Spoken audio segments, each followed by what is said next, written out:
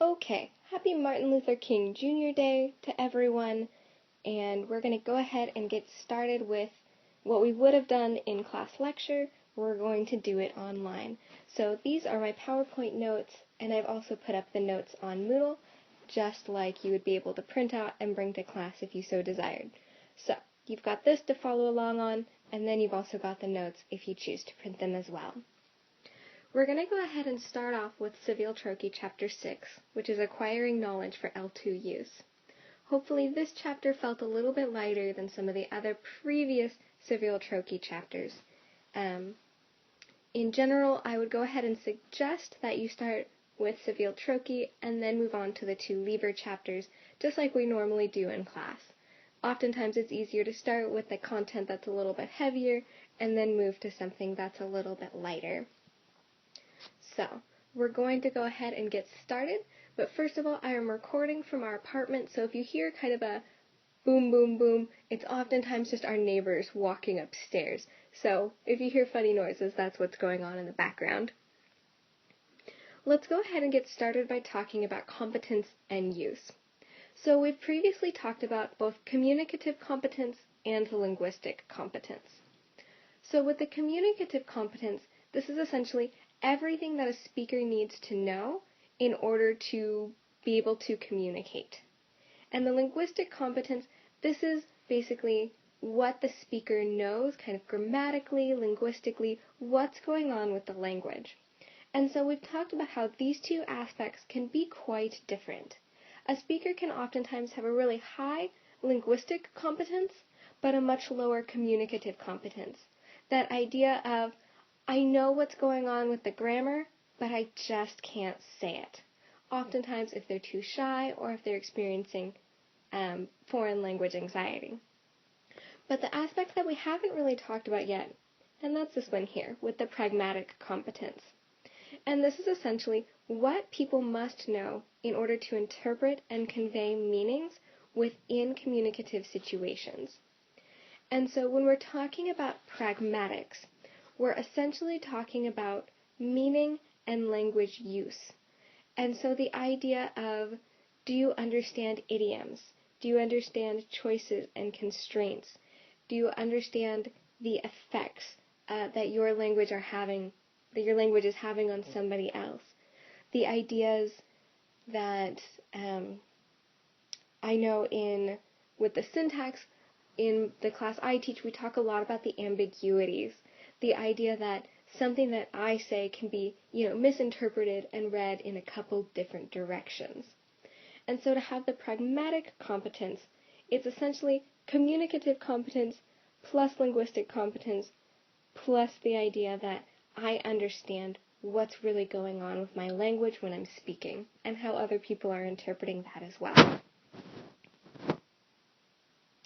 And here we have the diagram from the Saville Troike book. This is on page 140, 142. And so this diagram just kind of shows that your language knowledge is at the center of essentially everything else. And everything is a part of everything else. As you can see with the arrows, my cultural knowledge is affected by my context, which is affected by, the ways I use language, which is affected by the content that I'm trying to study or understand or convey. But everything is connected to everything else. So no one part is isolated. My, context must then go through and affect, my language use and my cultural knowledge. So I've talked a lot about my time living in Peru. So the context that I was in was a church. I was essentially living there and studying Spanish there. My entire time in Peru revolved around this church, revolved around this specific context. And so my context greatly impacted the content that I was learning, that I was then trying to talk about. It affected my ideas of cultural knowledge, what is Peruvian culture like? My view of Peruvian culture was oftentimes colored or I got to look more specifically at kind of that cultural knowledge of this Christian culture within Peru. So I didn't really get to interact a lot with the secular culture or the Roman Catholic culture, but more the Protestant Christian culture. And so that all impacted my language knowledge. What do I know? What do I understand? What kind of vocabulary do I have? Everything is impacted by everything else.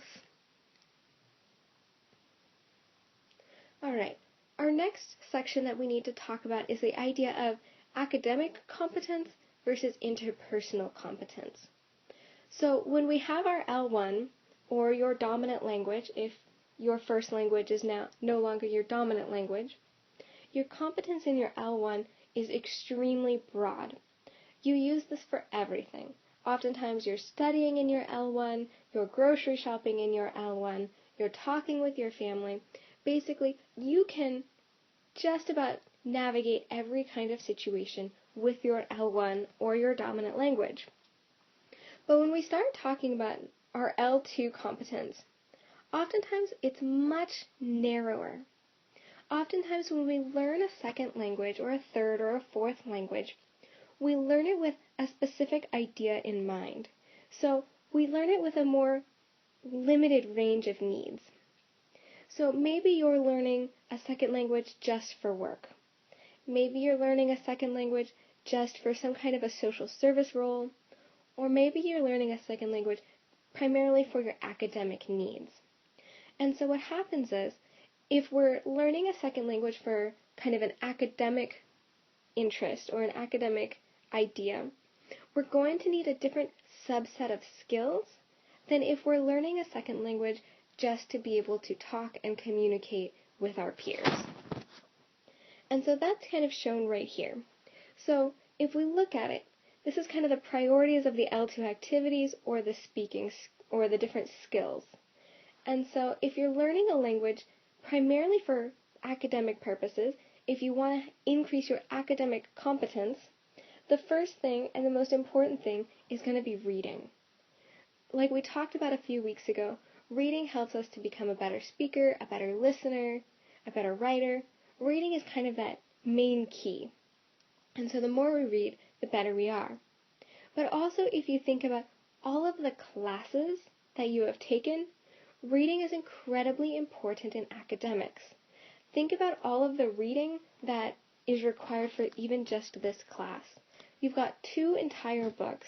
Oftentimes we are reading 2 to 3 chapters every single week. And so if you're coming from a culture where English is not your primary language, if you do not already have a high academic competence in English, making sure that you're understanding what you're reading is incredibly important. And then the next piece of an academic competence, that's going to be our listening skills. So it's exactly what you're doing right now, or what you would be doing if we were sitting in class together. Oftentimes, especially at the college and university level, listening skills are extremely important because a lecture class or a lecture style of conveying content is popular, it's useful, it's effective. And so listening becomes extremely important in academic skills. Followed by writing. Oftentimes, there are papers to write, there are reflections to write. Every course, even if it's a math or a science course, has some level of writing that's going to be tied to it. And so being able to write is also important. But at the bottom of this list, we've got our speaking skills. And so if you think about your average class context, if you think about even a more traditional classroom context, the idea that there's one professor and 150 students in a large lecture hall, your voice and your ability to speak is not the most important of the academic skills. So in a more traditional setting, your voice is heard more through your writing than it is through your speaking, if that makes sense. But then if we go over and we look at the interpersonal competence, if we look over here with this subset, the most important of the skills is going to be listening, followed by speaking. So if we're learning a language because we want to talk with our peers or with family members or friends or new neighbors, the most important thing you can do for yourself is learn how to listen well, and then learn how to respond to what you're listening. Oftentimes, in just interpersonal interactions, you're just listening and speaking. You're asking for something at the grocery store. You're answering somebody's question. And so that leaves reading and writing down here at numbers 3 and 4 for interpersonal competence. Now, it's more important in kind of the online world where you're sending emails or chatting or things like that. But for general interpersonal competence, the listening and speaking is going to be higher, and your reading and writing are going to be secondary. And so let's talk a little bit more about these different types of competencies. So the academic competence, this is basically everything you would need to know if you're going to sit in a classroom, if you're going to learn about a specific subject, if you're going to research, if you're going to eventually work in this kind of a field. And so some of the more important things, you're going to need content area vocabulary. Remember when we talked about learning a language for a specific purpose and being able to have specific interactions in a language? That's highly important for academic competencies. Being able to read an academic text, being able to read, a young adult fiction book, something like a Harry Potter text, versus reading something like our Saville Troike text, it takes a different set of skills. You're going to need to process L2 input during lecture. So oftentimes in a lecture, in this setting, if there's something you don't understand, you can pause, you can move back, and you can hear it again. But oftentimes in a more traditional classroom setting, you don't get that benefit. You don't get that ease of, saying, wait, pause, rewind, play. It's just, you listen, if you miss it, it's gone. You're going to need proficiency in L2 academic writing. So we've talked about this idea that how you write an email to your friends is different than how you write an academic paper. So you need kind of a better grasp on this academic register, on this more formal register, in order to have a higher academic competence. And then again, typically less emphasis on speaking. Whereas with our interpersonal competence, let's go ahead and change the color just for fun. One of the most important things you can do is have a broad vocabulary. When you're talking with people, you're never quite sure what they're going to say or how they're going to phrase it. So increasing your vocabulary is one of the best things you can do for yourself. Participating in listening and speaking activities is going to be really important. Trying out the language that you're learning. Listening as much as you can. This is where I tell my students, watch movies in English, watch movies in English, watch movies in English. The more you listen, and the more you can listen to the kind of natural speech that somebody would be producing, the better off they're going to be. One of the even more important aspects is going to be right here. Strategies for clarification and negotiation. So last week we talked about negotiating meaning, we talked about scaffolding, we talked about the idea of how does a learner handle when communication just breaks down. And so making sure that you've got these good strategies, that you have these kind of tools in your back pocket that when somebody says something I don't understand, how do I navigate that? What do I do in order to ask for clarification? Ask for somebody to speak more slowly. Ask for, whatever it is that you need. How do you interact with other people, and how do you deal with communication breakdowns? So having those kinds of skills are extremely important with interpersonal competencies. And then next, focus on listening and speaking. So we've covered that, so we'll go ahead and move on. Now we're going to move into components of language knowledge. This should all be review. We've talked about these components earlier in our course, and then you talked about them extensively in your linguistics course. So this will be some review. Vocabulary is essentially one of the components that fits into what makes up language. And so vocabulary is extremely important part of L2 knowledge. So making sure that you understand high-frequency words. If you're working in an academic context, making sure you know the words that are important for that context. If you work in a medical context, making sure you know the words that are important for that context. So, also knowing things like function words, words that could be used within any context. Making sure you know the academic word list. So something that I give to my higher level students is there is an academic word list. You give them this word list and you say, these are important words. These will show up on the TOEFL. These will show up in classrooms. Making sure that you've got a good grasp of specific or specialized or technical vocabulary for whatever the purpose is that you're learning a language. Another important one is word groups. So making sure that, students are familiar with things like idioms. Idioms are those phrases that you can't translate. So I tell my students, these are the things that if you put them in Google Translate, they don't make sense. This is something like, it's raining cats and dogs. So if a student were to put into Google Translate, it's raining cats and dogs, translate that into their first language, they would then be even more confused than when they started out. They would say, but teacher, cats are not falling from the sky. Dogs are not falling from the sky. But the thing is, it has a specific meaning. That word group has a specific meaning. Also things like metaphors, when you use like or as, similes, all of these kind of metaphors, collocations, any kind of poetic or non-explicit language, students need to have a grasp on what those word groups look like, what they do, why they're being used. Moving on to morphology. Morphology is important for grammatical accuracy.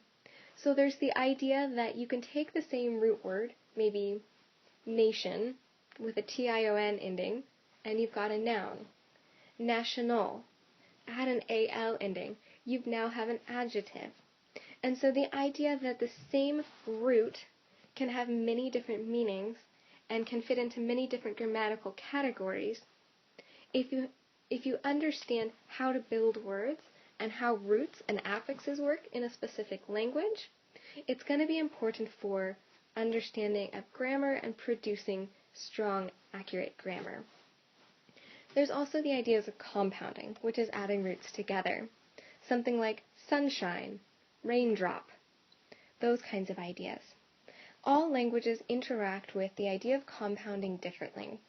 German, I don't think anybody in here speaks German, but German is notorious for compounding things together. They can take 3, 4, 5 roots and just keep tacking the roots onto another root, onto another root, onto another root in order to create a new word. Whereas English doesn't typically do that. We typically stop at 2 roots max. And then understanding the different kinds of morphemes. In English we've got 2 different kinds of morphemes. We've got derivational, the prefixes or suffixes that create a new meaning and oftentimes change the part of speech. Not always, but often do. And then we have the inflectional morphemes. These mark tense, aspect, or number, and there's only 7 of these in English. So for students who are learning English, you only have the 7 inflectional morphemes. If it's not one of the 7 on the list, it's not inflectional. And so what happens with the inflectional morphemes is other languages are highly inflectional. Again, if we're revisiting German or Low German, there's going to be a much higher importance placed on the inflectional morphemes. Whereas if we use an ed ending wrong for past tense, or if we use an ing ending wrong for progressive, we're not messing up our entire sentence. Because with English we have word order that's so important, but other languages, inflection is far more important. Phonology, and so again we're dealing with the whole idea of the sound systems, and so before 1950, teaching the sound system was stressed. So pre-1950, we were looking at ideas of phonics. We're looking at A equals A equals all of these kinds of ideas. But then after 1950, this is when, if we think back to kind of our history of grammar, after 1950, we're shifting in and we're looking at grammar a little bit differently. So we're looking at grammar, and so we've kind of had a swing back into the increasingly importance of phonology and phonics and phonetics into the classroom. Another issue with phonology or the sound system is the idea of the critical period hypothesis. And so this is the idea that learners, once they pass puberty, once they're, 12 or 13 years old, they won't fully master the L2 phonology. And so this is oftentimes why if a child learns a language early on, maybe 4, 5, 6, 7 years old, they can have the ability to speak like a native speaker. Whereas if somebody like you or I starts learning a new language, we're always going to have a little bit of an accent. We're always going to be looking at our L2 phonology through our L1 phonology lens. And so for me, as a native English speaker, when I'm learning and speaking a new language, I oftentimes try to take my 13 American English vowels and apply that into, say, my 5 Spanish vowels. And so for me as a native English speaker, it can be increasingly difficult to get the sounds like a and I and out of my phonology when I'm speaking Spanish. And so let's go ahead and look at a few possible differences between sound systems. So again, just the phonemes themselves, the individual sounds. So your L1 and L2 might have a different set of phonemes. Moving on to phonotactics, we're dealing with the sequencing of sounds. So English lets us put a P and then an L together, like in the word play. Or SPR, as in the word spray. Whereas the idea that other languages don't want something like an S, a P, and an R to be allowed in the onset of a syllable. Whereas if we look at Russian, Russian allows things like a T, a K, and an N to be in the onset of a syllable. So the idea of tknuchit, which means poke in Russian. So that's totally okay in Russian. Whereas if we were to hear somebody pronounce a word with a T, a K, and an N all at the beginning, our native speaker intuition would kind of send up that red flag and go, that's not correct. And then which sounds can be in which syllable or word positions. So if we look at the NG sound, kind of like how we have in our ing, sing, ing, that sound is only allowed in a syllable final position. We're not allowed to begin a syllable with that sound, whereas the Hmong language, it's totally fair game. They can begin a word with that NG. Intonation patterns, so this is pitch and stress. This is kind of that sing-songy nature. So those of you who are looking at Italian, your intonation patterns are far different in Italian than they are in English. And then rhythmic patterns, this is juncture or when you're pausing. And so that has different sets of rules or different sets of what is okay versus not okay in specific languages. Syntax, we're essentially dealing with kind of the grammar or the word order. And so certain aspects of syntax are going to be universal. In every language, there's a way to ask a question. There's a way to make a statement. There's a way to essentially get your point across. But every language deals with this a little bit differently. And so we who speak English, we're considered to be SVO language speakers. So it means the subject is first, the verb comes in the middle, the object is final. Other examples of SVO languages are Chinese, French, Spanish, etc. But other languages are SOV, so the subject, and then the object, and then the verb. And then an example of a VSO would be your verb, then your subject, then your object. So we as an SVO language, we say, I eat cake. I being the subject, eat being the verb, cake being the object. But if we were Japanese speakers, we would say, I cake eat, S-O-V. Or if we're speaking kind of Irish or Welsh or Gaelic, kind of from that area of the world, we would say, eat I cake. And so these are the three main syntactic patterns that we'll see in different world languages. We also need to make sure we know nonverbal structures. We talked a little bit about this last week, and we'll talk about some more nonverbal structures later this evening. But we need to make sure that we understand facial expressions, eye contact, gestures, body positions, spatial orientation. What is okay in a culture and in a language, and what's not okay. And oftentimes when you have a high proficiency in a language, like if you think of all of us as English speakers, we understand what's okay and what's not okay. And even different speakers within a language group can have different ideas of what's okay versus what's not okay. In general, we like quite a bit of space when we're having a conversation, but you will still come across different English speakers who are close talkers. They don't require as much space as is comfortable for the rest of us.